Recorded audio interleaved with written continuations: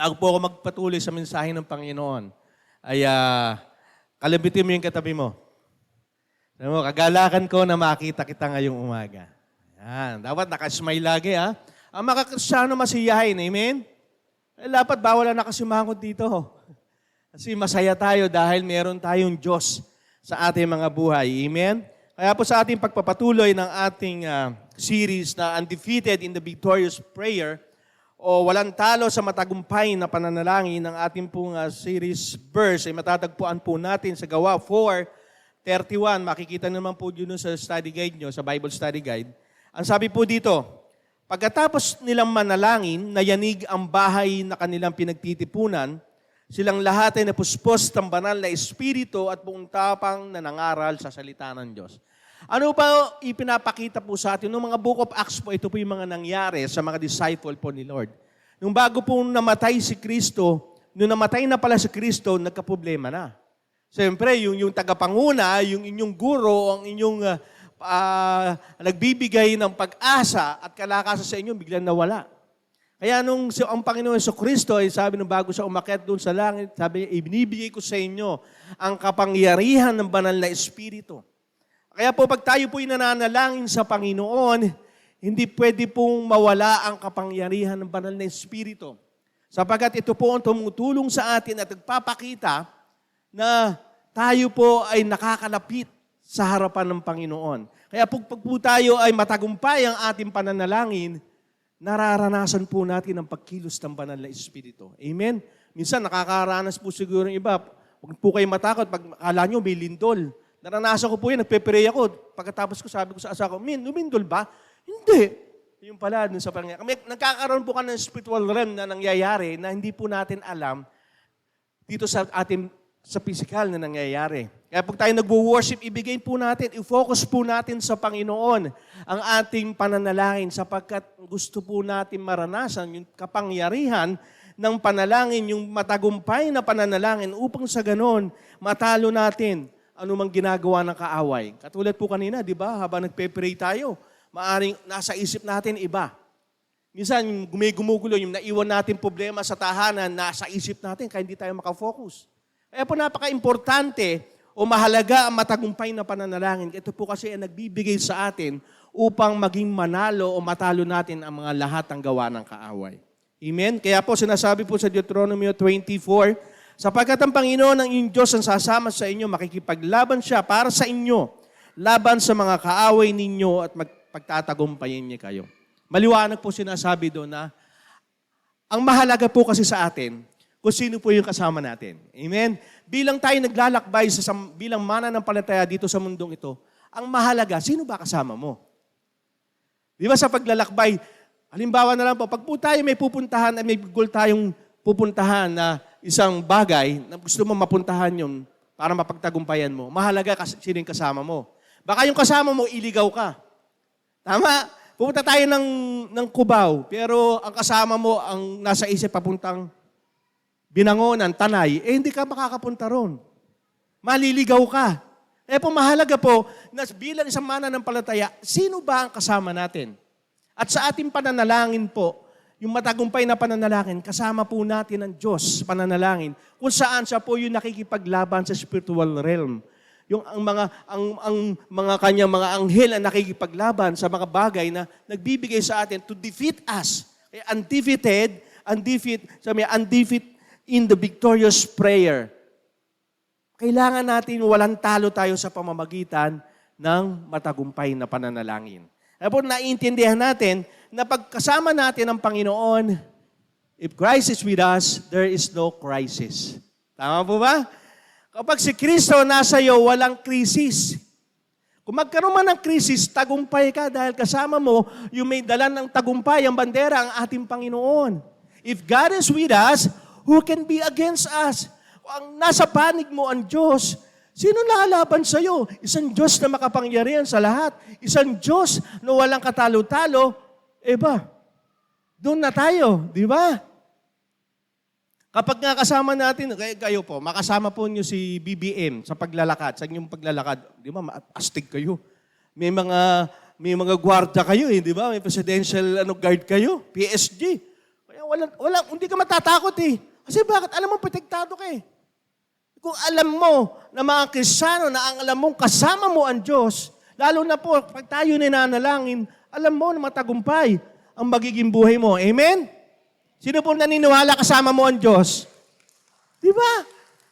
Ang mabigat pa sa Panginoon, 24/7, wala siyang pinipiling lugar. Kahit sa lugar na akala mo na parang ayaw mo kasama isang tao, nandun pa rin siya. Ibig sabihin, nakikita natin na sa panahon ng ating mga nararanasan na pagsubok, alam niyo po ang panalangin? Para po sa lahat, kahit sa mga hindi nakikumikilala sa Diyos.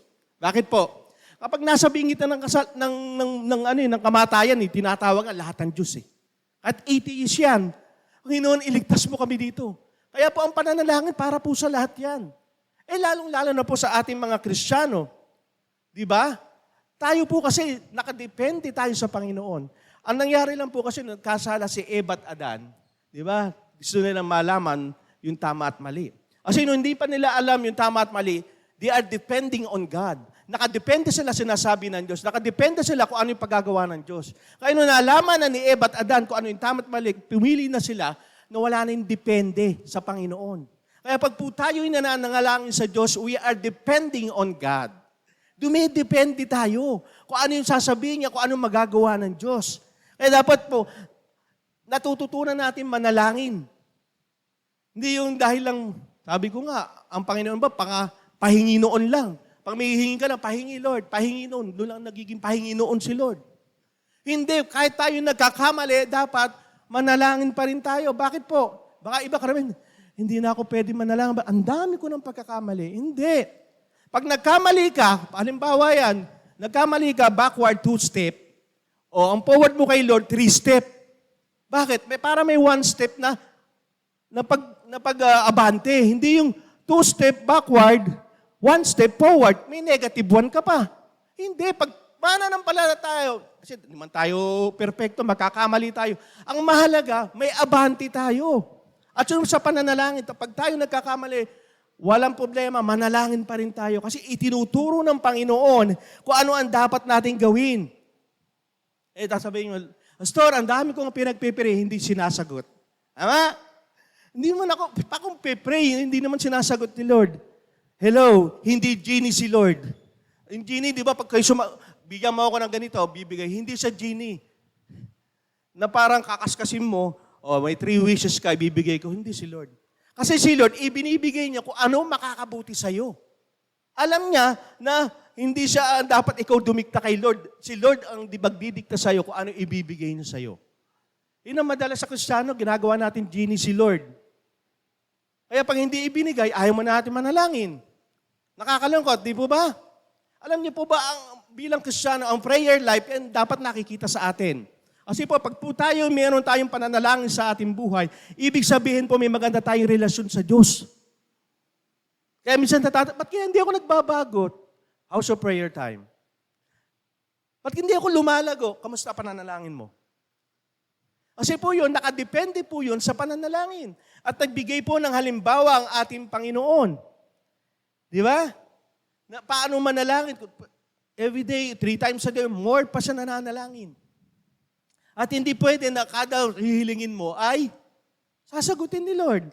Ako nga lang po, sabi ko sa inyo, pa nagpe-pray nga po ako sa mga may sakit eh. Anong binibigay ni Lord? Mamatay sila.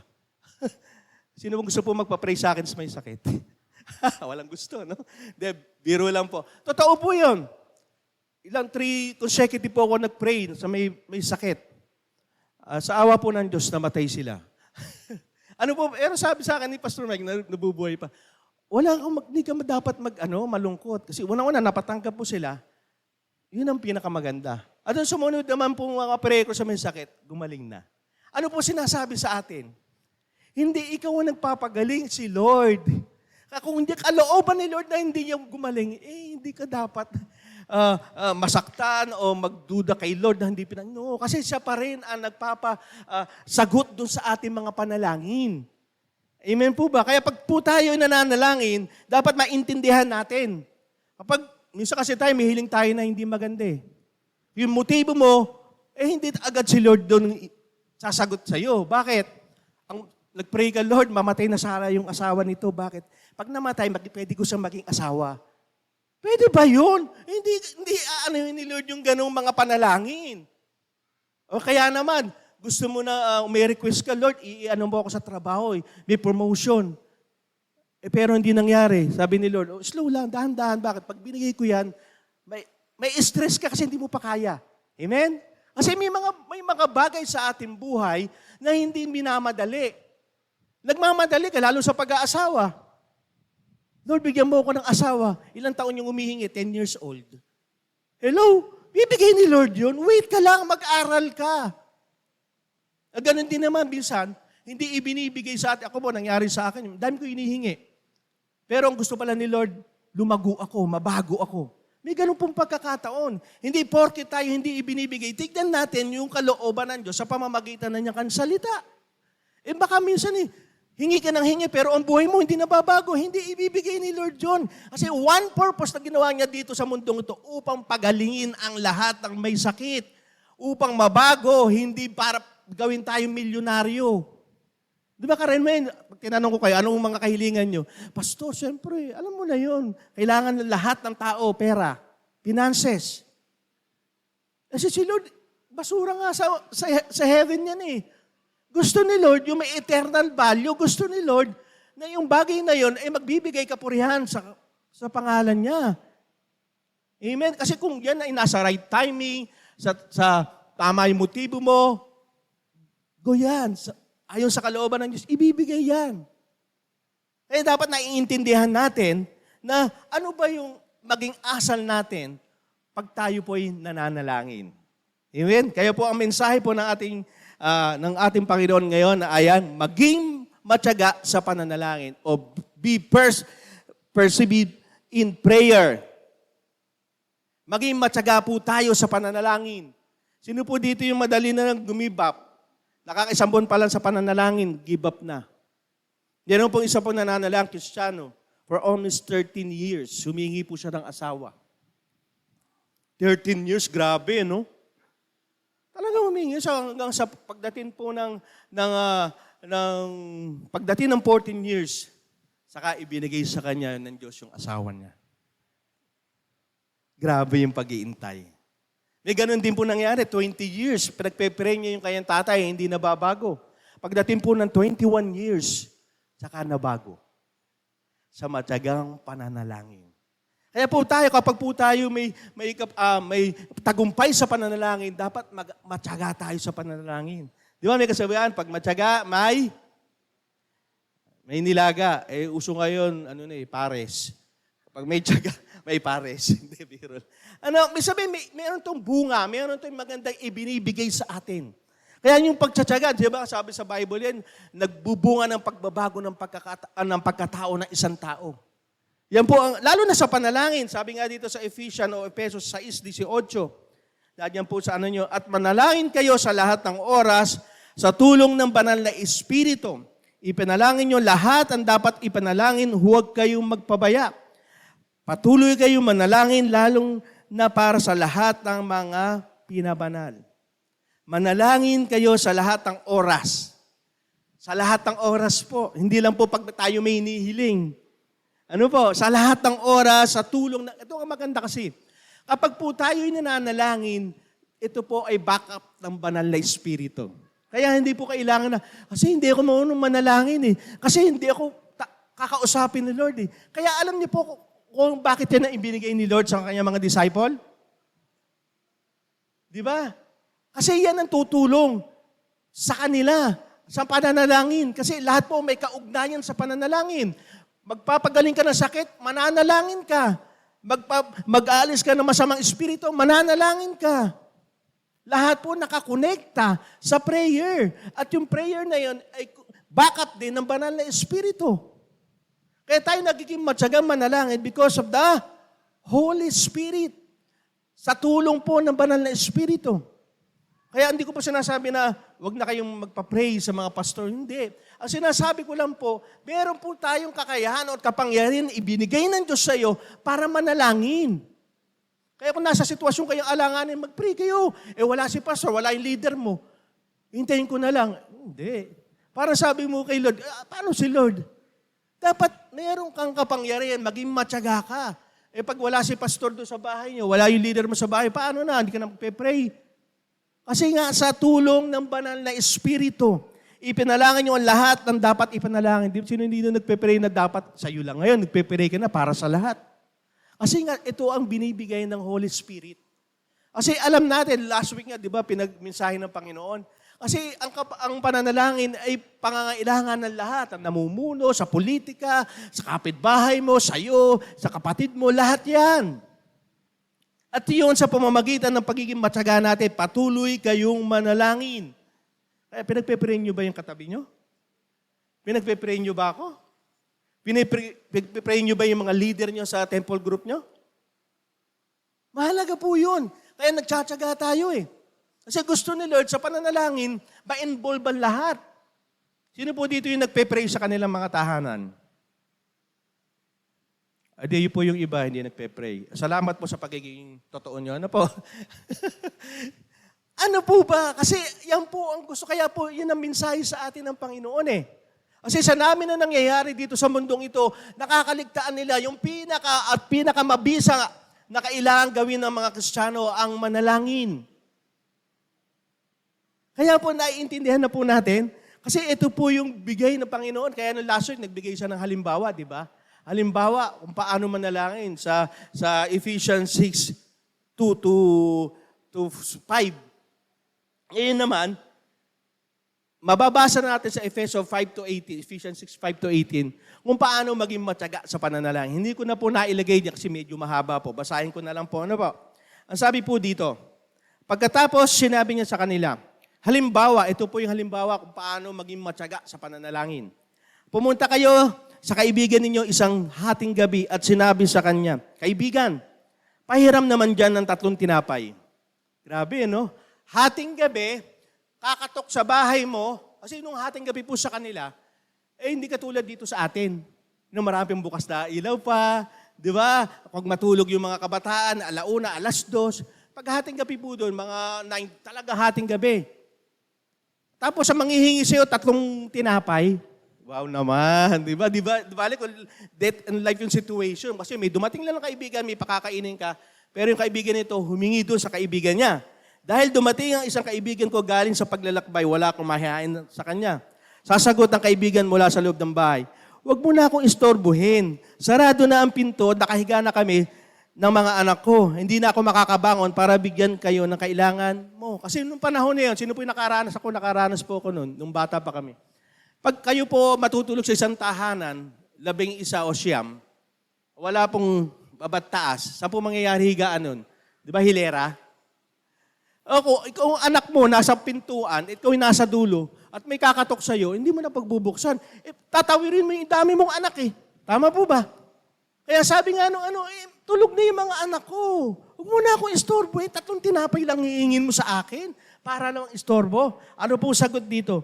Hindi na ako makakabangon para bigyan ka ng kailangan mo. Ang totoo, kahit ayaw niyang bumangon at magbigay sa inyo, sa kabila ng inyong pagkakaibigan, babangon din siya at magbibigay ng kailangan ninyo dahil sa inyong pagpupumilit. Dahil sa matyaga niyang pananalangin, dahil sa matyaga niyang pagsasabi dun sa kaibigan niya. Ano po sinasabi po sa atin? Lalapit tayo dahil kilala mo yung nilalapitan mo. Amen? Kasi alam niya yung kaibigan niya, hindi siya paghihindian. Hindi sa akin to. Bakit? May bakery to eh. Kaya pag lumapit ako may tinapay, may ibibigay na tinapay ito. Di ba? Ganun siya. Kaya pag tayo nananalangin, ba't tayo nananalangin? Dahil kilala natin yung ating nilalapitan. Tama? Alam mo, may kaya siyang ibigay sa'yo. Na anuman na hingin mo, ibibigay niya yun ayon sa kanyang kalooban. Kaya po nakikita po natin, bakit kailangan kong maging matyaga sa pananalangin? Dahil unang-unang point sa atin, meron tayong tamang pagkakilala sa Panginoon. Katulad po ng halimbawa ng ating Panginoon Jesus, kilala niya kasing kaibigan niya eh. May kakayahan siya. Meron siyang ability na hindi siya matatanggihan ni Lord. Sino po mga anak ng Diyos dito? Amen. Sino nilalapitan po natin? Ang tatay natin. Amen? Kaya po ang sinasabi dito sa Lucas 11:9, kaya sinasabi ko sa inyo, humingi kayo sa Diyos at bibigyan niya kayo. Hanapin ninyo sa Kanya ang inyong hinahanap at makikita ninyo. Kumatok kayo sa Kanya at pagbubuksan kayo. Ibig sabihin, sinasabi ni Lord, tatay niyo ako eh. Lumapit kayo sa akin, huwag kayong mahiya. Ano man ang nangyari, huwag kayong mahiya. Sino po may tatay pa hanggang ngayon dito? Nabuhay pa. Pag po ba tayo lumalapit sa tatay natin, ganun ba? Tay, hindi ako. Iiya ako sa iyo eh. Ganun ba? Lalo pag hinihingi ka? At lalo na kung close kayo. Di ba? Malambig tayo. Kaya ang mga tatay, alam ang anak pag may hihingin eh. Alam ko sa anak ko ngayon, pag nilapit niyo, lalambing. Anak ko po, sabi ko, may hihilingin na naman to. Di ba? Eh, ganun dapat tayo sa ating Diyos Ama. Dahil kilala natin siya, magpapatuloy tayo, magiging matyaga tayo sa pananalangin sa Kanya. Kasi bakit? Unang-una, tatay natin siya. Ama natin siya. Kung ang tatay natin ibinibigay dito yung pinakamabuti, sino pa kaya ang Diyos Ama natin na mabuti na hindi ibibigay yung pinaka-the best sa'yo? Amen. Kaya sabihin mo sa katabi mo, maging matyaga ka sa pananalangin. Maging matyaga ka sa paglapit sa Diyos. Huwag kang give up. Ano man ang nangyayari sa atin, huwag kang give up. Kasi alam mo, mabuti ang Diyos. Kaya nga sinabi nga ng Panginoon, di ba, mayroon siyang doon, na may mga bata lumalapit sa Kanya. Sabi ng mga alagad, palayuin niya, wag niyo. Sabi ni Lord, palapitin yan sa mga bata dahil sa kanila ang kaharian ng Diyos. Child's faith. Dapat mayroon po tayong ganyan eh. Yung pananampalatayang katulad sa mga bata. Di ba? Sino po dito ang nag-alaga ng 3 years old? Di ba? Kapag ang tatay galing sa trabaho, pagod, natutulog na. Siyempre, gusto mo matulog, pahinga. Gigising ang anak mo na madaling araw, 3 years old, hihingi sa'yo ng tubig. Tatayo ka, hindi. Mga tatay. Di ba? Tatayo kasi anak mo to eh. Kahit mahina, kakaantok, bababa ka. Sa second floor ka pa, bababa ka pa eh. Kasi anak mo, tama? Manghingi sa'yo yung asawa mo katabi. Di, bigyan mo akong tubig. Tumayo ka, laki-laki mo naman. Wala ka pang paa. Bumaba ka. Tama, di ba? Kasi ang mga bata, yung mga anak, malapit sa puso ng Diyos. Anak tayo ng Diyos. Kaya ganun po, magkaroon tayo ng pananampalatayang katulad sa ating ng anak, mga bata. Kasi malapit yan sa puso ng Diyos. Kaya dapat maging alin, ang ating pananalangin, matyaga tayo. Nakatulad sa mga bata.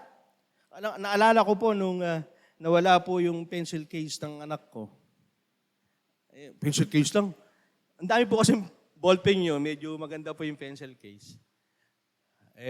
Sabi ko sa anak, kasi tanong mo dun sa, sa pinunta mo, sa auditorium, sa lost and found, wala doon nakuha. Pero bago yun, pinagpe-pray ko na.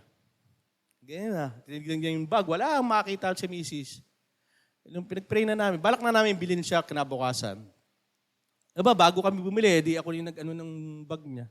Yung pencil case, nasa ilalim ng bag. Kulay itim kasi. Kaya yung floor ng bag, itim din, kaya hindi mo mapapansin. Pinag-pray ko yun. Late na bagay, pag-pray pa, di ba? Pero sumagot si Lord, pinakita sa akin. Walang maliit kay Lord, walang malaki. Pag pinag-pray natin, sasagutin ni Lord. Amen? Maging matyaga tayo sa panalangin. Amen? Kaya minsan, maliit na bagay, huwag natin pag-pray. Hindi nga, dapat nga tayo kahit sa maliit na bagay para makita na talagang matutuwa sa atin si Lord. Bakit? Kaya nga si Pastor nabubuhay, di ba? Yung kahit susi, pinagpipray pa, pinawala. Bakit? Kasi dumidepende tayo sa Diyos. Ano maganda ron? Sa pagdepende natin sa Panginoon, nararanasan natin ang pagtugon ng Panginoon sa atin. Bakit? Dahil ang Diyos ay walang katulad. Naniniwala kayo ang Diyos natin ay walang katulad? Sabi nga dito, ang buong mundo at ang lahat ay narito ay pag-aari ng Panginoon. Grabe si Lord. Lahat ang nandito, tingnan niyo lahat ang nasa paligid niyo. Ang hindi niyo pa nakikita, Kanya lahat yan. Wala siyang katulad. Ang tatay natin na nalalapitan ay Diyos na makapangyarihan at lahat nagbibigay ng lahat. Kaya kung hindi pa binibigay sa iyo yung hinihingi mo, magtiyaga ka. Kasi lahat yan Kanya eh. Okay, sabi nga sa unang Kronika 29:11-12, sabi po dito, makapangyarihan kayo, kagalang-galang, dakila at kapuri-puri, sapagkat sa inyo lahat ang bagay na nasa langit at nasa lupa. Kayo ang hari o Panginoon. At higit sa lahat, sa inyo nagmumula ang kayamanan at karangalan. Kayo ang mamahala sa lahat ng bagay. God is in control. Sovereign God siya. Makapangyarihan kayo at kayo ang nagpapalakas at nagbibigay kapangyarihan sa sino man. Sa lahat po na nabanggit, di ba? Lahat, may pangangailangan tayo dyan? Wala siyang katulad, meron siyang yan lahat. Kaya nagiging matyaga tayo sa pananalangin dahil yung ating nilalapitan ay wala extraordinary, hindi po siya pambihira, hindi katulad nito, ni President, o sino man mayaman dito. Kundi iba siya. Ang maganda rin sa Kanya, lahat ng mabuti nanggagaling sa Kanya. Kaya kung kayo naghahanap ng kagalingan, lumapit kayo sa Panginoon, maging matyaga kayo. Kung gusto niyo ng kalakasan, kapangyarihan, karangalan, o anumang bagay, manalangin tayo sa Panginoon kasi sa Kanya nagbumula ang lahat, maging sa langit o sa lupa. Kung gusto niyo maging matatag at gusto niyo manatili, talagang gusto niyo, Lord, gusto ko kayong makapil, mag-pray ka, manalangin ka, magtyaga ka. Lalong-lalo na kung down na down ang inyong spirituality, huwag kayong gumibap, kundi magtyaga tayo sa pananalangin. Kasi ang Diyos pa rin ang nagbibigay sa atin na magandang buhay at ganap na buhay dito sa mundong ito. Amen? Wala siyang katulad. Sabi mo sa katabi mo. Sabi mo sa katabi mo, baka natutulog eh. Wala siyang katulad. Kahit natutulog ka. Kahit, totoo yun. Kahit sa pagtulog natin, di ba? Iniingatan tayo ng Panginoon at maging dito sa church. Hindi ko naman baka nagpe-pray kayo. Hindi ko naman na natutulog kayo. Baka nagpe-pray kayo. Maganda po yun. At ang Diyos natin ay buhay. Amen, di ba? Yung atin nilalapitan ay buhay na Diyos. Hindi ito yung hindi nakakalakad, hindi ito yung hindi nakakarinig, hindi ito yung hindi nakakakita, kundi buhay. Ano po sabi ni Job dito sa 19:25? Pero alam kong buhay ang aking tagapagligtas at sa bandang huli ay darating siya rito sa lupa para ipagtanggol ako. My Redeemer lives. Alam niyo po yung nangyari kay Job? Nagkaroon siya ng sakit, itinakwil siya na, iniiwasan siya ng maraming tao dahil sa sakit na naranasan niya. So yung nakakita dito na may sugat na parang, sorry to, kut ko lang, yung mga grabe yung, di ba, sa sugat. Ganun na naranasan ni Job. Kaya nilalayuan siya, pinandidirihan siya eh. Ang di lang lumalayo sa kanya, langaw eh. Dahil sa sugat niya. Pero sabi ni Job, patuloy pa rin siya nananalangin. Bakit? Dahil ang Diyos ko ay buhay. Ang Diyos ko ay kayang magligtas. Ang Diyos ko ay kayang tumulong kahit saan at always available. Ano po sinasabi sa Psalm 121:8? Ang Panginoon ang mag-iingat sa iyo nasaan ka man, ngayon at magpakailanman. Maliwanag po, walang oras na sinabi, walang lugar na sinabi, wala pong panahon, kundi always, lahat ng panahon. Kaya sa panahon na tayo nangihina, lalo si Lord. Sa panahon na masaya ka, nandyan din si Lord. Sa panahon na akala mo'y wala ng pag-asa, nandyan si Lord dahil ang Diyos mo ay buhay at hindi na mamamatay magpakailanman. Kaya ang ating pag-asa, buhay eh. Tingnan mo katabi mo. Buhay yan. Mukha lang. Buhay dahil sa ating Panginoon. Amen? Kaya ako, nalulungkot ako pag mga Kristiyano nakasimangat, malungkot eh. Kaya nakikita ko, patay si Kristo sa'yo. Kasi buhay ang Diyos, dapat nakikitang buhay sa ating mga buhay. Amen? At tayo naging matyaga sa pananalangin dahil ang Diyos na sinasampo mo ay hindi namatay. Kayang makadinig ng iyong panalangin, kayang magsalita sa iyo, kayang gumawa o humakbang patungo sa solusyon na panalangin mo. Yun ang nakakalimutan natin. Pag tayo, baka 1 month pa lang, ayoko na mag-pray. Ayoko na. Bakit ito lang yun na? Hindi man binibigay ni Lord eh. Diyos ay buhay at wala siyang katulad. Kaya dapat naintindihan natin na yung ating Diyos ay may tama tayong pagkakilala sa Kanya. Amen? Dapat may tama tayo. Kasi ang Diyos ay may tama ang pagkakilala. Alam mo, kaya ibigay ni Lord yan. Kung ikaw ngayon ay kulang ka sa finances, kaya ibigay ni Lord yan, mas higit pa sa iniisip mo. Ang tanong, matyaga ka ba sa pananalangin? Kasi may perfect timing si Lord. Sa pagbabago sa pamilya nyo ngayon, sa pamilya nyo, pinagpe-pray mo, tagal-tagal na, hindi pa rin nagbabago. Pag-pray mo. Lalo sa mga tatay din, di ba? Mahirap din sa mga tatay. Di ba? Pag nagagalit ka, ba't wala tayong pagkain? Sasabihin ng asawa mo, ba't may binigay ka bang pambiling pagkain? Minsan tignan natin kasi sarili natin. Kaya sabi ko sa inyo, minsan, pag umihiling tayo, tignan din natin. Baka tayo may problema. Pero ang pinakamahalaga, Diyos ay buhay. At tignan din natin. Kaya minsan, ba't kayo hindi sinasagot?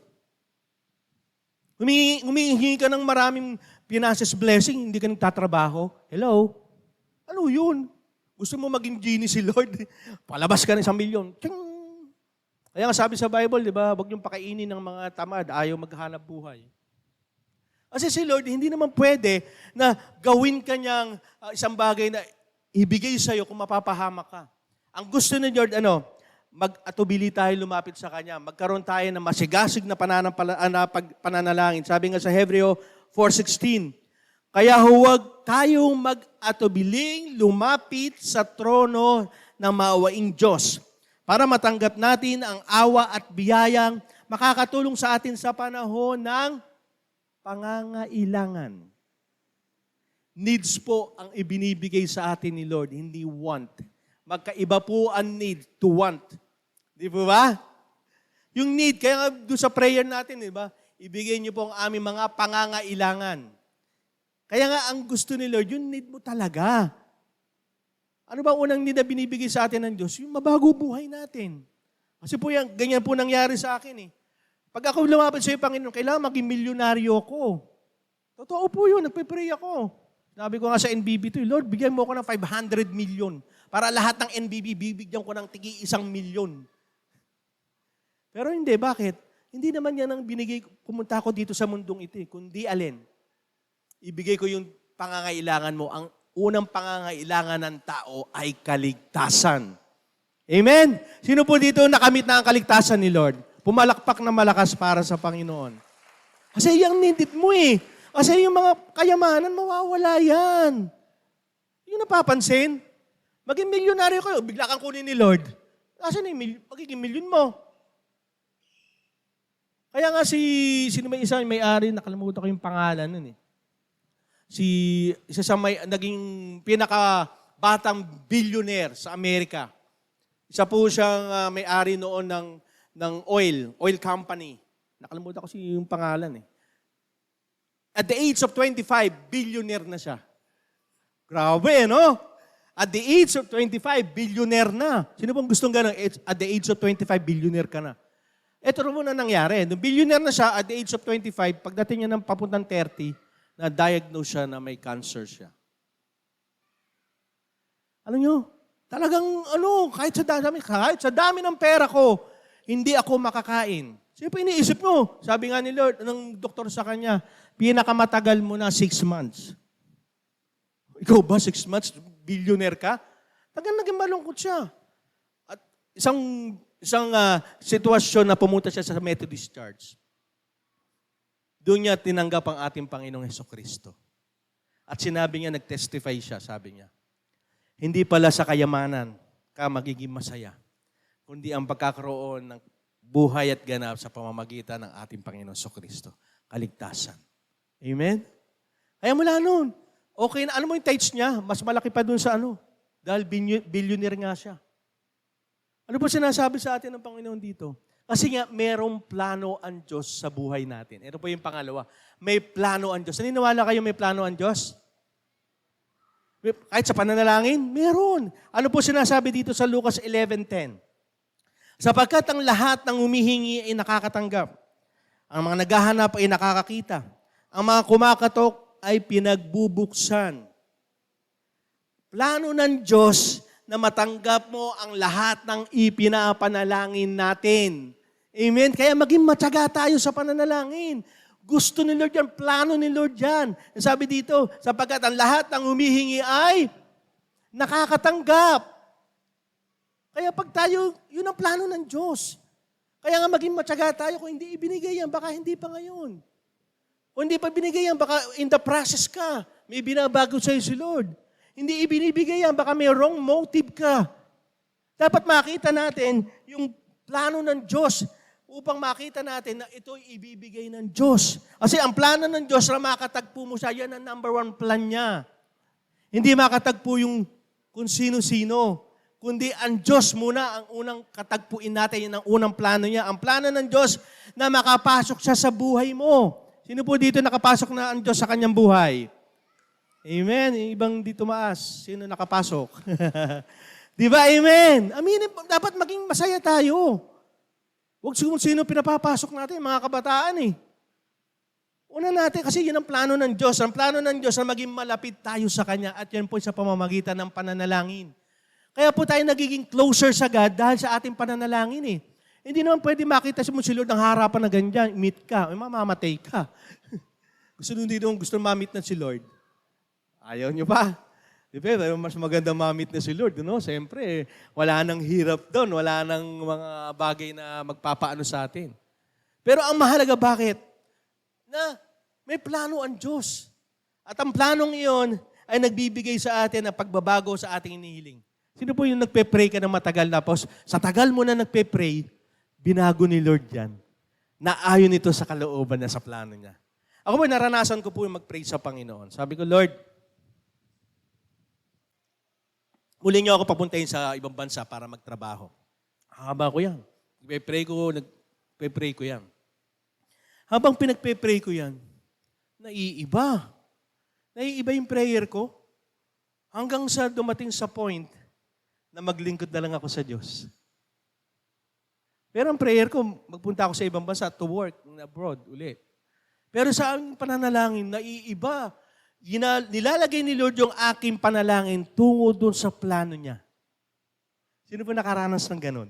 Na dahil may plano sa iyo ang Diyos, minsan sa ating pananalangin, matyaga, iniiba ito ni Lord.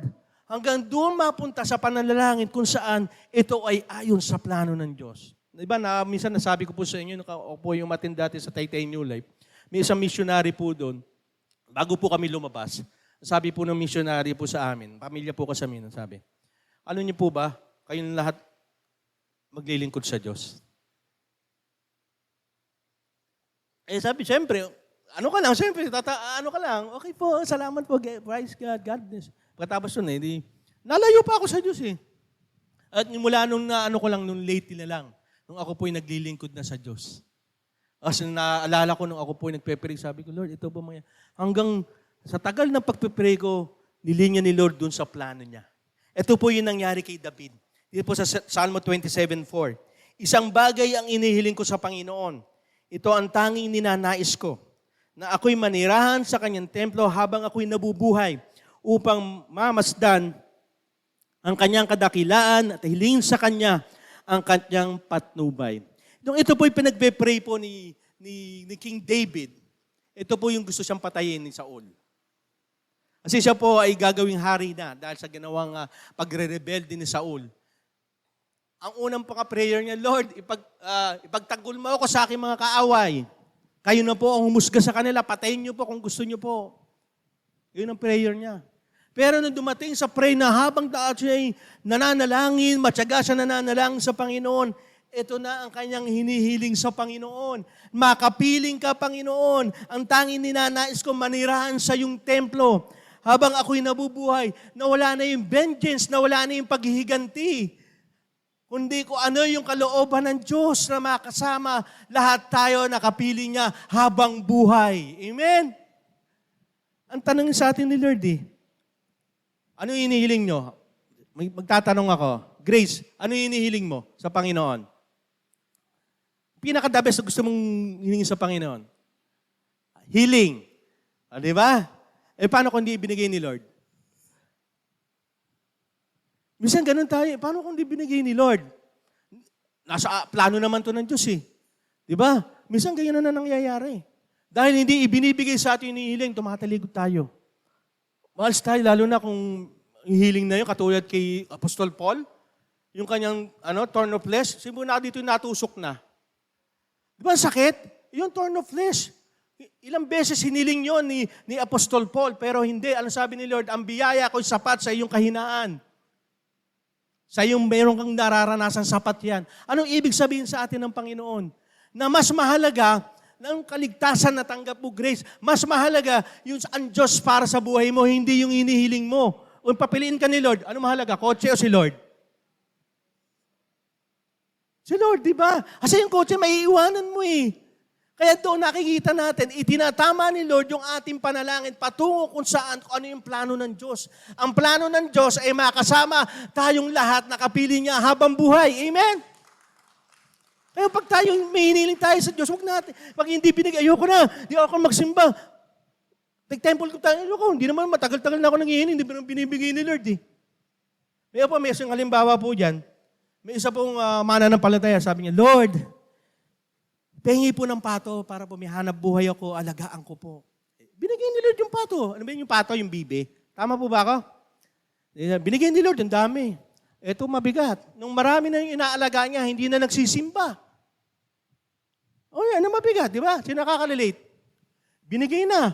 And then dumating si Lord. Eto na, dumating si Lord. Hindi siya nakasama doon sa pagkuha ni Lord. Siyempre, sabi niya, nilapitin niya, Lord, ba't niyo ako sinama? Sabi ni Lord sa kanya, walang mag-aalaga ng pato eh. Ganun mangyayari sa atin eh. O pag ano hinihiling mo, walang tagahugas ang sasakyan, walang diyan ka, mayuwang ka. Kasi ang plano ng Diyos, hindi yung mga bagay na gusto mo. Ang plano ng Diyos, yung need mo ay maligtas yung kaluluwa at espiritu. Amen? Ina-align tayo sa plano ng Diyos. Kung hindi yan ibinibigay sa iyo ng Diyos, magpatuloy ka, maging matyaga ka sa pananalangin. Ako po, ang dami ko pang hinihiling kay Lord. Pero hanggang sa tinatama na ni Lord yung panalangin ko doon sa plano niya. At nakikita ko, kasi yun, may eternal value. Habang buhay dito, mayroon dito, lalo na sa kabilang buhay. Kaya huwag tayong maging sa mga material. Ako, hindi ko sasabihin maging may mga blessings sa material, no. Ang minsan lang nangyayari na nagiging Diyos-Diyosan natin yan. Sa maraming pagkakataon. Salingin nyo na ang lahat. Wag lang yan. Mga ganun pa mga banat, diba? Nagalaw lang yung buhok eh. Huwag mong gagalawin yan. Buhok ko yan. Maapaka lang yung bagong sapatos. Galit na galit ka na. Kabibili ko lang yan. Mahal yan. Ano? Nawala na yung plano ng Diyos sa'yo. Mahalin mo yung kaaway mo. Ngayon, kinaaway mo dahil sa sapatos. Dapat yung hinihiling natin lagi naka-align sa plano ng Diyos. Bakit? Ang plano ng Diyos ay nagbibigay sa atin ng pag-asa. Naniniwala kayo doon? Kasi ang plano ng Diyos, iligtas tayo ng pag-asa kaya binigay niya ang kanyang bugtong anak sa John 3:16, di ba? For God so loved the world, He gave His begotten Son para lahat ay magkaroon ng kaligtasan, ng buhay at ganat makapiling ang Panginoon. Sabi nga dito ni David sa Salmo 27:13-14, ngunit naniniwala ako mararanasan ko ang kabutihan niyo, Panginoon. Patuloy siyang nananalangin dahil alam niya, mararanasan niya ang kabutihan ng Diyos. Ganun ba tayo kung manalangin? Lord, alam ko, tatay kita mabuti kang Diyos. Pinaka-the best ibibigay mo sa akin. Kung ngayon hindi ko pa nakakamit yung prayer kong ito, Lord, alam ko dahil ibibigay mo to. Dahil Diyos ka, tatay kita. Amen? Ganon si David, kaya malapit siya sa puso ng Panginoon. Sabi nga dito, habang ako'y nabubuhay dito sa mundo, magtiwala kayo sa Panginoon, magpakatatag kayo at huwag mawalan ng pag-asa. Magtiwala lamang kayo sa Panginoon. Magtiwala lang tayo. Kung ngayon ay parang sapat pa rin yung ating finances, magtiwala ka. Sabi ko sa inyo, ang lahat ng umaasa sumasampalataya sa Panginoon, hindi dating ang panahon na ikaw'y magiging beggar. Sa kalsada, manghihingi. No, hindi darating yung panahon na yun. Ang mga umaasa nagtitiwala sa Panginoon. Lalo yung plano niya, ginagawa mo, bigay pag-asa yun. Kasi ang pag-asa natin nasa ating Panginoon, hindi sa sarili mo, hindi sa lakas mo. Sabi nga si Jeremiah, di ba? Ang ipagmalaki nyo, yung pagkakilala nyo sa Diyos, hindi yung kalakasan nyo, hindi yung kayamanan nyo, hindi yung talino nyo, karunungan ninyo, kundi ang pagkakilala natin sa Diyos. Ito yung pag-asa natin eh. Kasi yung buhay natin dito, hindi naman permanent ito eh. Di ba? Lahat yung nasa paligid mo, yung katabi mo, mawawala yan.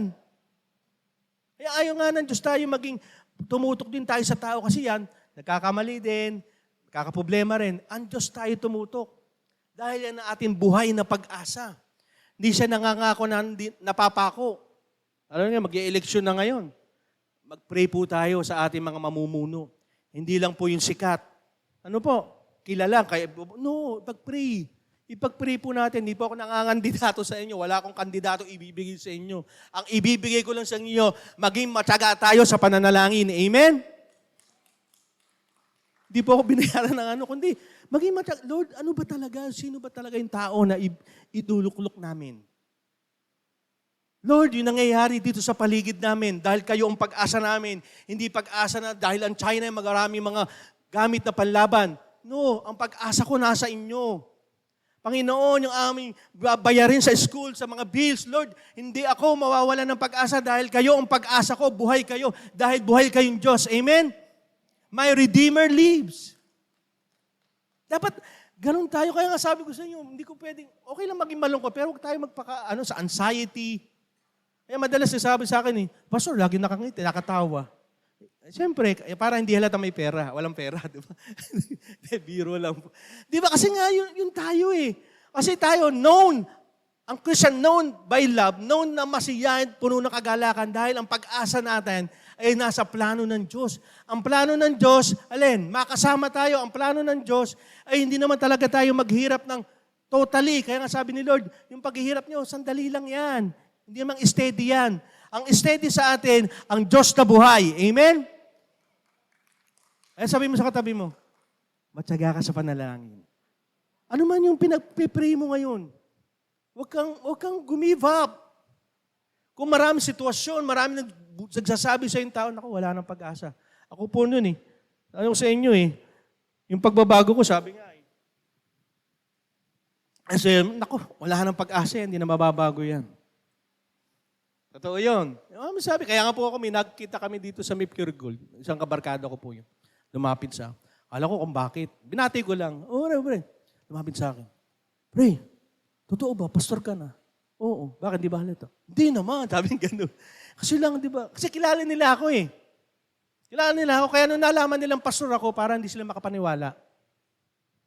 Di ba? Sino kaya sa atin gano'n din? Nung nakita ko, di nga. Di ba, ang hirap mabago ka dahil ganyan ka Alam niyo bakit? Dahil buhay ang pag-asa natin, dahil buhay ang Diyos, ipanalangin natin yung ating mga kapitbahay, sa pamilya natin na sabi nila walang pag-asa. May pag-asa dahil sa Diyos. Amen? Kung nangyari sa akin, lalo pa siguro sa inyo. Kaya magpatuloy tayo sa pananalangin, maging matyaga tayo. Walang imposible sa Diyos. Naniniwala kayo?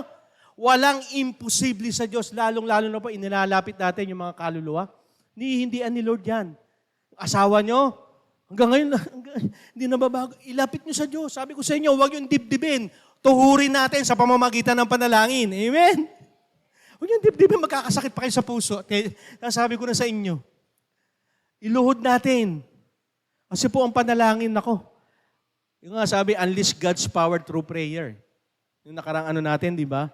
Kasi yung kapangyarihan ng Diyos lumalabas sa pananalangin. Diyan malakas tayo. Diyan malakas sa mga Kristiyano sa prayer. Hindi mo na kailangan pumunta na EDSA para mag-rally. Hindi na kailangan pumunta ka dyan sa mga gas station dahil sa taas ng gasolina at saka ng gasol. Hindi mo kailangan yun. Sabihin mo yung driver, ang taas yung maningil. Hindi. Lalapit ko to sa pamamagitan ng pananalangin. Amen? Pagbabago na ba, idayin mo sa panalangin. Wala kang pantuition, wala kang pambayad. Idayin mo sa panalangin. And I tell you, mamamangha kayo, ipapakita ni Lord na siya'y buhay at wala siyang katulad. Amen? Magtiyaga tayo sa pananalangin. Huwag po tayo magmadali. Kung hindi man ito ibinibigay ni Lord, sabi ko sa inyo, sa aming mag-asawa nga, pag hindi binibigay ni Lord, may pinaka-the best na ibibigay pa si Lord. Isa sa NBB, may nagsabi din ganyan. Totoo po yun. Kung hindi ibinigay sa'yo, at alam mo yung nilalapitan mong Diyos ay mabuti, best ang ibibigay sa'yo. Kung maganda sa'yo, kay Lord, pinaka-the best, pinaka-maganda, lahat ng pinaka, ibibigay niyo sa'yo. Kaya magtiyaga tayo sa pananalangin. Huwag tayo magmadali. Kung ngayon, napapupusin mo ngayon, Lord, hanggang ngayon, Lord, hindi mo binibigay. No. Dahil kilala mo ang Diyos, buhay siya, mapagkakatiwalaan, at may plano siya sa buhay mo, sa inyong pamilya, huwag tumigil sa pananalangin. Amen? Huwag tayong tumigil. Yan po ang kapangyarihan ng mga Kristiyano. Yan po ibinigay sa atin ng Diyos. Huwag po nating kaligtaan yung kapangyarihan na yan sa pananalangin. Amen? Everybody close your eyes. Bow head. Let's bow head and close your eyes.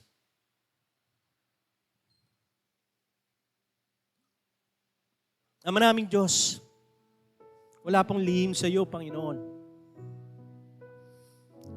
Kayo nga ang Diyos na walang katulad. Naririnig niyo katulad ng bansang Israel sa panahon ng Ehipto. Sabi niyo, hindi niyo alintana ang kanilang paghihirap. Hindi niyo alintana yung pagiging alipin nila, Panginoon. Kaya kayo ay kumilos. Dahil narinig niyo yung pananalangin nila. Yung masigasig na pananalangin nila. At binigyan mo sila ng kalayaan, Panginoon. Lord, naririto kami, Panginoon, bilang mga anak mo. Bilang mga binhi ni Abraham. Hindi man kami sa dugo, naging Israelita. Pero Lord, sa aming pananampalataya kami, Panginoon, naging Israelita.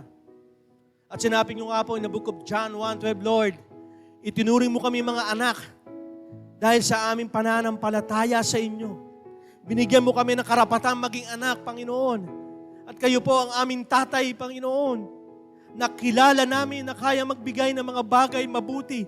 Ano man ang kailangan namin, hindi yung gusto namin. Lord, yung need namin, Panginoon. Yung need namin sa araw-araw. At higit sa lahat, yung need namin sa aming espiritu.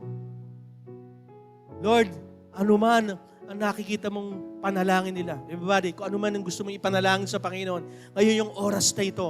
Huwag kang mahiya, tatay mo siya, lapitan mo siya. Hiling ka sa Panginoon. Huwag kang mahiya, magsabi ka sa Panginoon. Ngayon yung panahon na ito, hindi bukas, hindi mamaya, hindi ngayon. Sinasabi sa iyo ng Panginoon, anak, ano ba yung hinihiling mo? Plano ko na yung panalangin mo ay matanggap mo. Plano ko yan. Ano man yung panalangin mo ngayon, sabihin mo sa Panginoon. Huwag kang mahihiya. Kaharap mo ang tatay mo. Kaharap mo ang iyong ama na makapangyarihan sa lahat, na may-ari ng langit at lupa, may-ari ng lahat na nakikita mo. At sinabi niya nga, ibibigay niya sa iyo ang pinaka-the best. Yung hindi pa lang pumapasok sa isipan mo, pinaka-the best, ibibigay niya to sa iyo.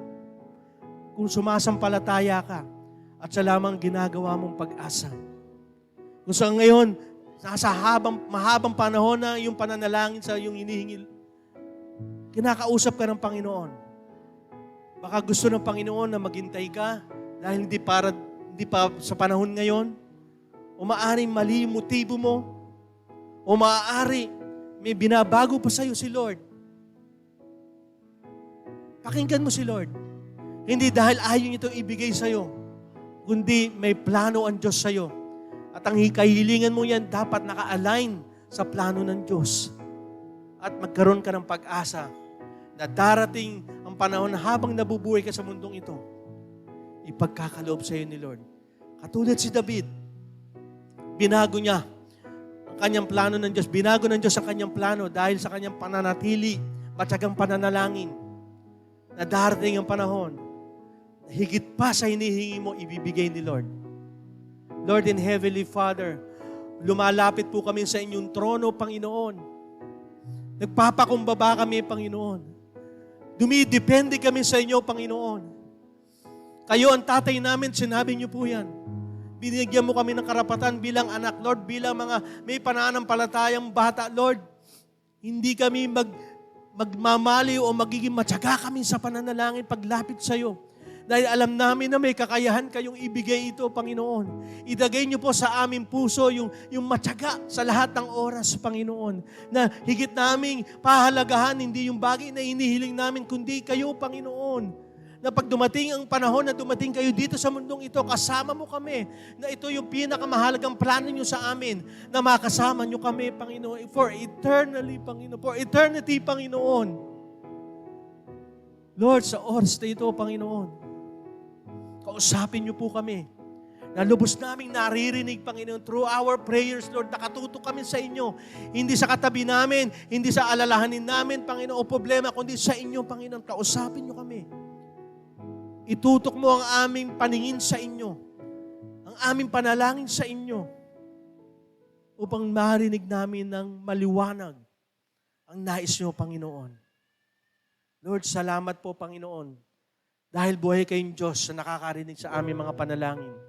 At alam ko, Panginoon, sa kalooban nyo, ibibigay nyo po ito yung mga narinig yung panalangin. Lord, maging mabangusam nyo sa inyo ang mga panalangin ito. Maging favor po, Panginoon, sa kanila yung panalangin na ginawa nila, Panginoon.